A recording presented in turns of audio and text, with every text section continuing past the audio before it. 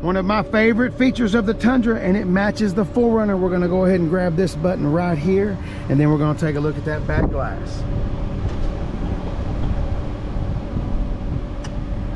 Yes, and it's all from that switch right there.